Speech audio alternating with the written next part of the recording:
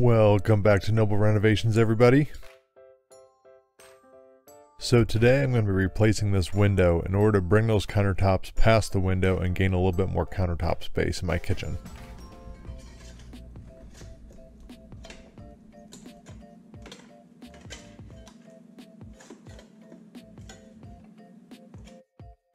I'll let you all enjoy part one of this $10,000 kitchen renovation. Stay tuned for more, and I'll see you at the end of the video.